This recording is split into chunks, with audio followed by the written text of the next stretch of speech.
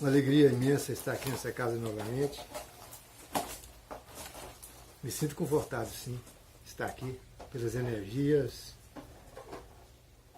e pelo momento que nós estamos vivenciando, quando a gente fala de comemorações, fala de festa, mas é um momento muito mais para reflexão sobre tudo aquilo que a gente vem falando durante algum tempo, sobre as explicações, sobre a compreensão dos ensinamentos de Jesus, que essa é a base para a gente poder fazer a nossa transformação, que tanto nós queremos e às vezes nós não conseguimos. Esse título é o nome Nossa Outra Face, que ele vem do livro Urgência, que é uma mensagem extraída mediunicamente do nosso irmão Emmanuel, através das mãos bondosas do nosso amigo Francisco Cândido Xavier. E a gente começa dizendo que essa mensagem ela foi escrita 17 de novembro de 1979. Já tem algum tempo, né? Mas é atualíssima. Pois traz um entendimento para nós que às vezes a gente não consegue captar. Então, esse livro, ele é bem fino, poucas páginas, mas tem um conteúdo muito grande.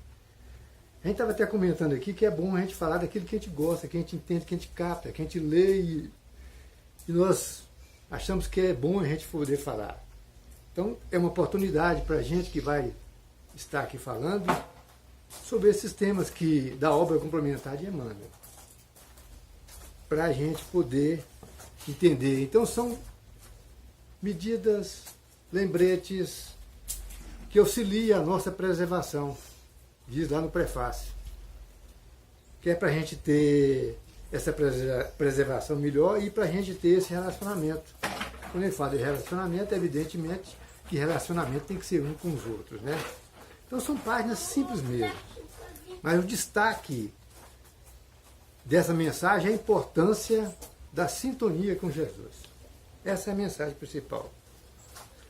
A gente começa dizendo também que nós somos peregrinos da evolução. Nós lutamos o tempo todo para regenerar e ainda estamos com dificuldade. Então nós falamos de regenerar, nós temos que falar também de regenerar o nosso planeta. Isso é importante. Por isso que a explicação clara do Evangelho de Kardec, ela fala sobre os princípios evangélicos para nós. E esses princípios evangélicos, eles certificam, olha que coisa importante, consolo, que ninguém está desamparado. Que nós somos filhos de Deus e que ninguém está órfão de consolação e ensinamento. Foi isso que Jesus fez. Só que nós temos que nos apresentar para as fontes dessa boa nova. Então nós temos que estar com esse sentimento, com o coração renovado e que seja sincero. Nós vamos ler só algumas partes aqui do livro, os 3 primeiros parágrafos, para poder desenvolver o tema que nos é apresentado. E o Espírito Emmanuel diz para nós o seguinte: expressando-nos na condição de espíritos da Terra e dirigindo-nos aos companheiros da Terra, convém recordar, em matéria de julgamento, que todos nós, os aprendizes de elevação, estamos conscientes de nossa outra face, a face oculta que trazemos. Veja que ele começa dizendo que nós temos um processo que a gente traz tudo isso. E ele continua: não nos reportamos aqui aos amigos que trabalham entre nós com um íntimo iluminado pelo amor, em seus mais altos estágios de grandeza. E ele diz: reportamos-nos a nós mesmos, os que pugnamos pelo autoaperfeiçoamento. Observemos que as forças do bem, claramente interessadas em nossa melhoria, suscitam no mundo em nosso favor todo um acervo de situações que, nos impulsionando a disciplina, nos induzem à educação.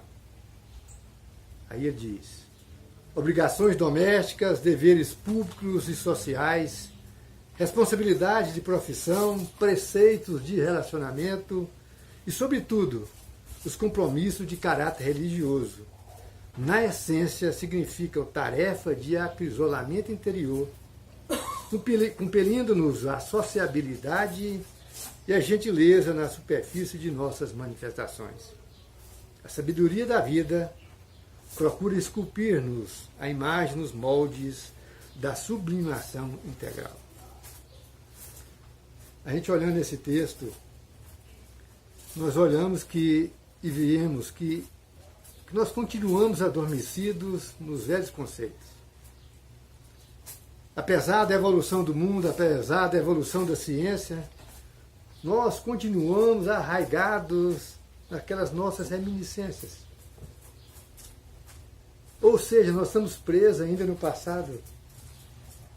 E nós temos essa dificuldade de alçarmos voos renovando essa nossa condição.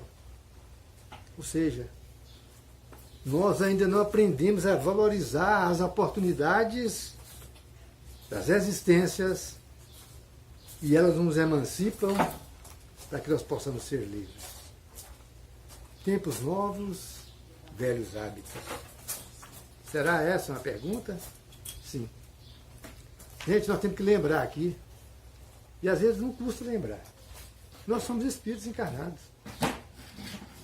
Nós vivemos num mundo de tempo, ou seja, cada um de nós trazemos um projeto e um histórico. Cada um de nós trazemos um projeto e um histórico. Não é todo mundo igual. Por isso, quando nós reencarnamos, quando nós adentramos ao seio familiar e concomitantemente ao seio social, o que acontece?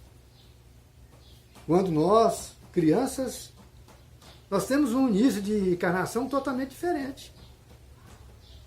Primeiro é a questão dos pais, tentativa de mudar os valores.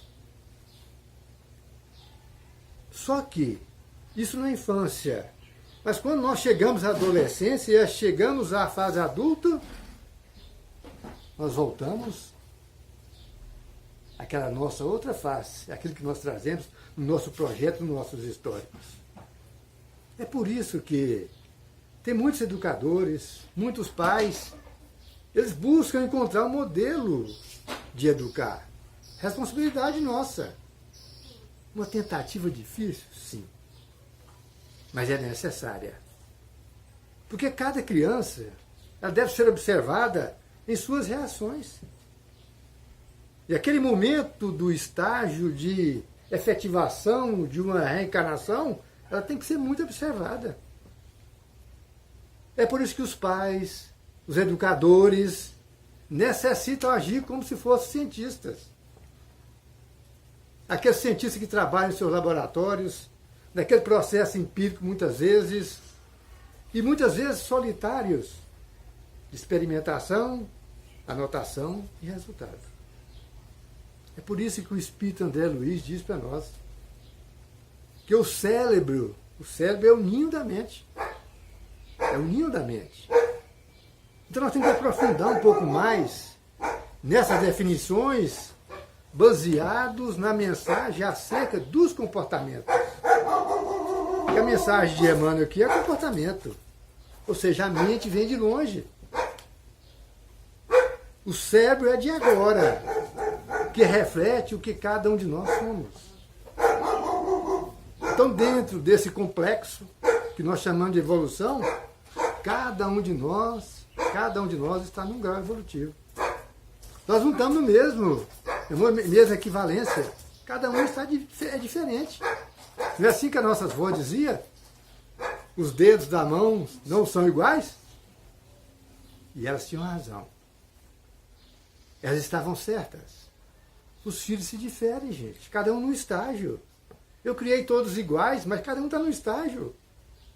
Cada um está no processo.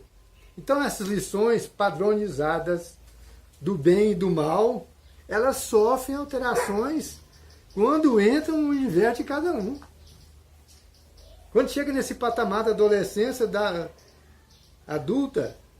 fase adulta, entra no universo dele. a nossa outra face, ainda que está sendo trazida naquele acúmulo, naquele resultado daquilo que nós somos até agora.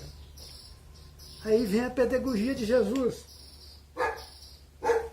O que Jesus propunha? Jesus propunha suas lições num alto grau de profundidade. Mas o que ele propunha? Para que elas fossem aprendidas. Ou seja, atendendo ao tipo de mente, de grau evolutivo em que aquele espírito se situava, que nós nos situamos. Essa é a proposta pedagógica mesmo. Embora tenha algumas situações que a gente acha que é difícil entendimento, mas não é.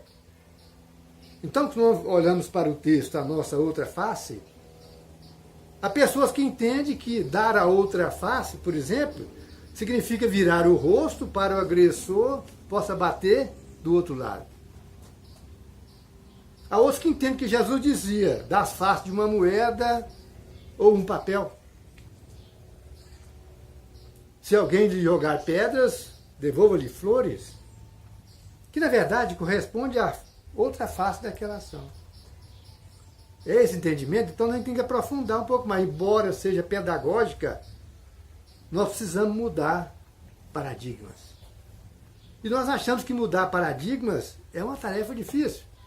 É, mas é plausível. A gente consegue mudar. Porque nós chegamos no estágio que nós temos condições de fazer essa mudança. E aqui a gente faz um exemplo, para a gente nos inteirar sobre essa proposta aqui. Imaginamos alguém que reencarna no Brasil, vindo, por exemplo, de um país que ainda pune as chibatadas, alguns tipos de comportamento. Oriente Médio, os muçulmanos. Possivelmente, ele vai ter uma reencarnação difícil. Certamente ele terá dificuldades. Por quê?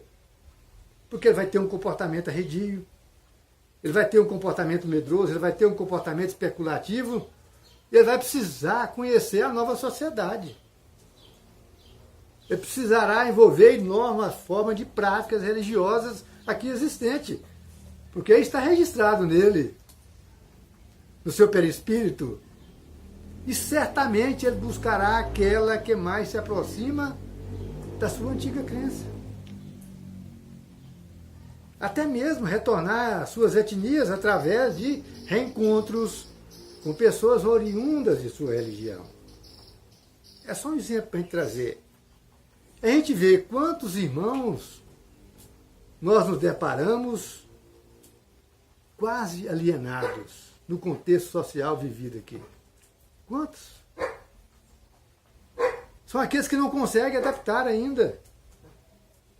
E leva tempo para tal, ou até mesmo nunca consegue. Desencarnam sem mudar hábitos antigos. São os remanescentes do seu passado, do seu projeto, do seu histórico.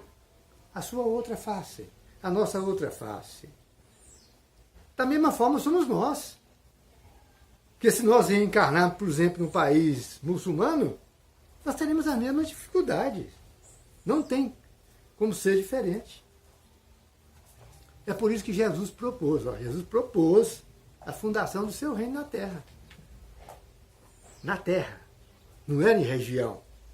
Só que isso vai ocorrer, gente. O reino de Deus vai ser instalado. Vai chegar o momento que todos nós vamos falar a mesma língua comportamental. Nós estamos falando do cristianismo redivivo, que Jesus propôs. Porque o cristianismo redivivo ele vem para informar, ele vem para libertar, ele vem para instruir, ele vem para expandir consciências. Atualmente o que se vê, o que nós vemos, é um conjunto de comportamentos setorizados, seguindo mais ou menos um padrão. Cada região segue um padrão de comportamento, a face de cada um de nós, muçulmanos, asiáticos, seguem um comportamento. São núcleos comportamentais. Seus membros diferem da lei geral, motivados pelo livre-arbítrio. Isso é uma realidade. Por isso, quando nós falamos de reforma íntima, os objetivos a serem alcançados são uma melhor justa posição dos membros sociais. E precisa disso. Para que nós possamos nos adequar não só para a vida de encarnados. E essa é a proposta. E sim também para aqueles que desencarnam, gente. Não é só para uma existência, é pelo projeto todo. É por isso que os planos espirituais mais evoluídos, de qual começa a imagem, começa a mensagem de Emmanuel, espíritos evoluídos respeitam o livre-arbítrio. Jesus disse, nem eu vou interferir no livre-arbítrio. Ou seja, são os moradores que participam de um modelo superior. Ou seja, já tem consciência pela racionalização desse entendimento. Ou seja, pela lógica dos sentimentos elevados. Foi aqueles que começou a mensagem. É o plano divino. Habitado por consciências que já despertaram o Cristo. O Cristo interno, é sentimento mesmo. Lá onde residem os transcendentes. Meus irmãos, nós estamos aqui em outra faixa ainda. Nós estamos em outra faixa. E ainda precisamos estagiar no plano astral que nos rodeia, nas esferas espirituais. Nós não conseguimos chegar nesse momento de elevação. Quando a gente fala de plano astral, é que a gente fala o tempo todo aqui, o plano espiritual. Quantas vezes nós falamos plano espiritual? Porque é plano mesmo, não tem abismo, não tem montanha, é plano. Para onde a grande maioria vai quando desencarna. Nós que estamos aqui, vamos para o plano espiritual. E lá, nesse plano espiritual, já tem vários que se encontram pedindo uma oportunidade encarnatória. Vários. Ou seja, estamos envolvidos num processo de interpenetração, onde cada qual comporta de acordo com o seu estágio. Essa é a realidade. De acordo com o meu estágio, do meu conhecimento. E aí, uma coisa importante.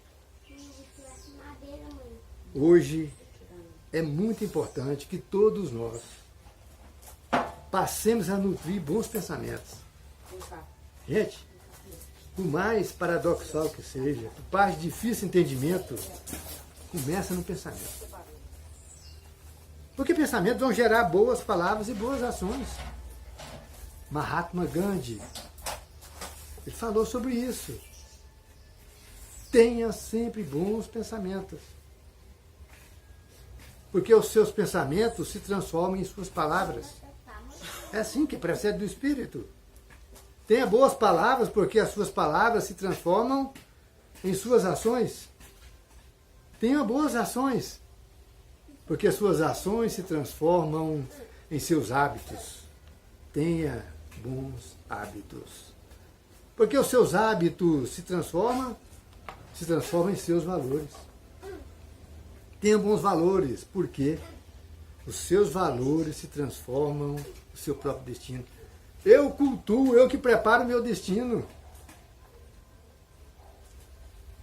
Então nós temos que criar esse hábito de ter coisas boas, de fazer pensamentos bons, para a gente poder agir de conformidade com os pensamentos.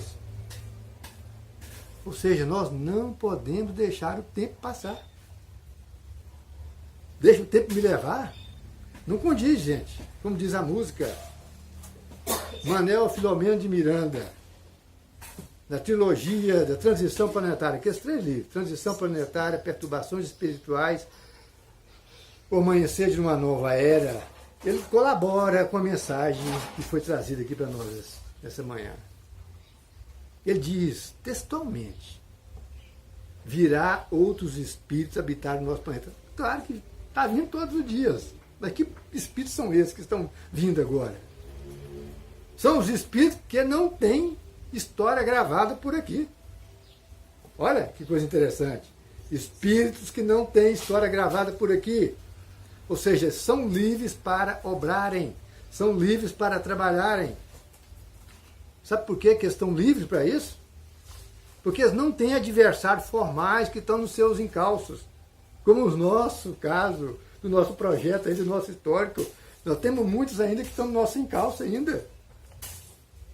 Então, assim, é necessário a gente usar e anexar em nós essas informações.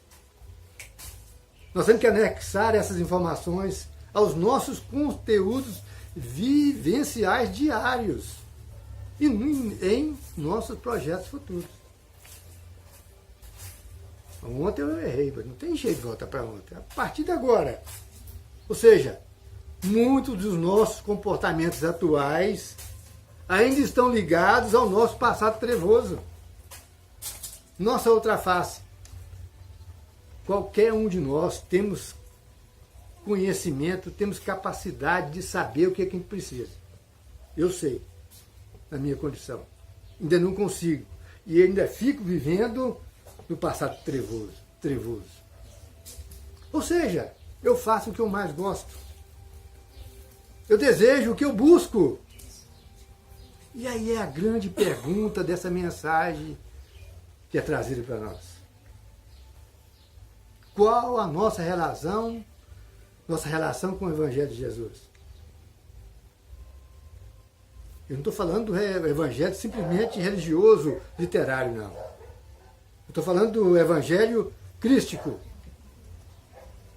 Conteúdo, ou seja, Evangelho que toca nossa intimidade e nos convida a modificar ações. Eu estou falando desse Evangelho. Tem muitos analíticos dizem e predominam atualmente nos meios sociais a geração Z, que todo mundo aqui já ouviu falar. Aqueles nascidos em 1993 a 2010. Hoje já deve ter mais de 18 anos. É uma geração privilegiada, porque recebeu muita coisa pronta. Eu estou falando desses novos espíritos, gente. Então, desde criança, pode manipular informações de forma digital. Cadê aquela menina? Faz rapidamente. Bem como buscar conhecimentos. São empreendedores, adoram quebrar paradigmas. Só que é com senso crítico muito apurado. É desse jeito. São estes os nossos novos irmãos que estão chegando no plano físico. E aí é outra pergunta importante. Como nós estamos recebendo esses espíritos? É preciso nos adaptar? Claro que sim. Só que muitos de nós não queremos mudar uma vírgula de nossos hábitos. Eu nasci assim e eu vou ficar assim para sempre. Eu já ouvi isso. Nós somos os famosos teimosos, cabeça dura, os intransigentes, que fazemos da palavra uma lei, ou seja, dos nossos achismos, transformamos os nossos achismos na mais absoluta verdade. Será que, na nossa condição cronológica de velhice, nós não seremos aqueles velhos ranzinas? Os estorvos para os nossos filhos e para os nossos netos? Muitos de nós não estamos completar uma atividade, por exemplo, de cunho religioso ou assistencial. Sabiam? Nós não conseguimos? Não suportamos nem ouvir uma palestra espírita, mas por coincidência, hoje nós estamos fazendo isso aqui. Ou seja, nós não aguentamos ou não temos tempo para assistir um documentário televisivo. Não estou falando novela não, hein? Sem qualquer coisa contra novela, sem qualquer jogo de futebol. Eu estou falando de documentário importante, que fala de progresso, que fala de ciência, que fala de tecnologia. Não buscamos ler um livro edificante. Não queremos aprimorar os conteúdos espirituais e cognitivos. Aí nós dizemos, eu não tenho tempo, eu não tenho paciência para tal. Eu vou ler um livro, eu durmo. Eu não consigo ler um livro. Ora, se eu durmo perante uma aula, significa que eu tenho que cuidar. Eu tenho que me cuidar, sabe por quê? Porque a escola nossa é a Terra, é o nosso planeta. Essa é a grande escola nossa. Nós estamos numa sala de aula, gente. Ainda somos pessoas que não arredam o pé das posturas vindas dessas gerações passadas. Nossa outra face. Embora a gente tenha conhecimento, a gente não quer mudar. Somos homens repetitivos das nossas encarnações. Nossa outra face. Um dia eu estava lendo um livro de Joana de Anjos, já diz que mais ou menos, em termos do nosso estágio evolutivo, nós temos mais ou menos 66 milhões de anos. Eu fui fazer uma conta. Eu tinha 300 mil reencarnações na minha conta. Repetindo a lição e a oportunidade que é trazida para mim. Ou seja, nós estamos ultrapassados no tempo atual. Porque a gente capta, porque o Evangelho de Jesus era pedagógico, a gente entende, só que a gente não quer assimilar, a gente não quer incorporar na nossa rotina. Nós temos que dizer isso. É bom que nós digamos. E não estamos falando aqui de avanços comportamentais. Não estamos falando de avanço comportamental. Não estamos falando de avanços comportamentais que macula a idoneidade moral dos seres, não. Que macula os inúmeros portais da sensualidade. Não é isso. Da gula desenfreada pelo atual crescente glamour da culinária. Hoje tem glamour. A culinária hoje é programa televisivo. Nós não estamos falando de comportamento de falta de respeito social e familiar, das intransigências pessoais, da busca deliberada pelo enriquecimento a qualquer custo. Não. Não estamos falando da política exercida a nosso próprio favor. Não. Nós estamos falando de comportamentos que visem e busquem a verdade, a bússola do bom senso. Nós estamos falando disso. Meus irmãos, nós sabemos, nós estudamos e sabemos que a verdade absoluta é Deus. E a verdade absoluta é Deus, ele reflete suas leis naturais. Comportar-se regiamente significa estar de pleno acordo com as leis naturais. Fala de leis naturais, não fala leis impositivas. Leis instituídas por Deus, dentro do seu tempo social e espiritual. É encarnado e desencarnado. E não consegue, nós não conseguimos entender essa energia superior. Achamos que essa energia gera caos. Gente, todas as vezes que a gente vai falar na palestra, a gente não pode esquecer de uns princípios da doutrina espírita. Existência de Deus. A ordem de Deus já está definida. A ordem de Deus já está definida. Porque essa ordem de Deus, no processo, no progresso, ela já está definida. Ela está acima de nós. É muito mais profunda. Então nós precisamos dar um passo à frente para quebrar esses paradigmas que nós estamos falando. É dar um avanço no quesito mudança de comportamento. Amar é comportamento. Daqui a pouco, o que vai acontecer? Muitos de nós estaremos do lado de lá. E aí? Vamos suplicar a possibilidade da volta. E voltaremos como? 301 reencarnações? É o velho hábito de ganhar mais no menor tempo? Com menor esforço? Gente, isso não é proposta minha não, que a doutrina espírita fala. Isso não prevalecerá dentro de pouco tempo. Não prevalecerá dentro de pouco tempo. E diz o seguinte, em poucas décadas, não estou falando de 100 anos não, de décadas só. A sociedade terá que modificar a sua maneira de interagir. É a nova onda dos espíritos reencarnantes, não vai precisar de reparos. Eles não vão precisar. Claro que não. Porque muitos deles são espíritos luminares, daqueles que começou a mensagem, lutando pela igualdade social. Essa é a proposta. E eles já estão agindo. Lá na mensagem do último parágrafo, diz o texto: é preciso saber observar o fruto para conhecer a árvore. Como disse Jesus. Então, gente, há o progresso regular e lento que resulta das forças das coisas. Mas é chegado os tempos. É chegado os tempos.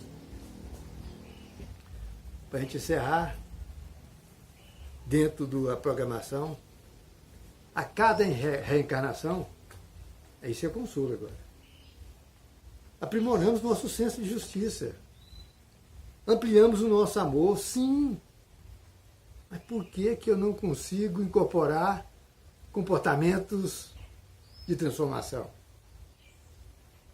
Nós buscamos realizações através do equilíbrio da própria consciência, sim. Portanto, a gente tem que ter o auto-perdão. Perdoar a gente é importante. É o reconhecimento do erro cometido. Mas é seguir adiante. Seguir adiante segundo a vontade de Deus, naquilo que já está programado. Portanto, perdoar é amar a vida.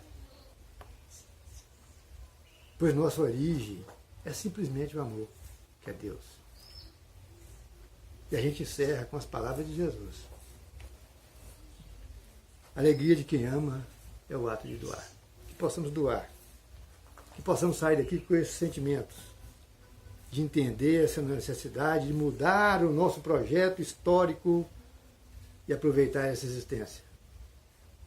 Que nós possamos voltar, não com mais uma reencarnação, mas espíritos que venham ajudar a transformação do comportamento educacional do nosso planeta. Muita paz a todos. Meu muito obrigado.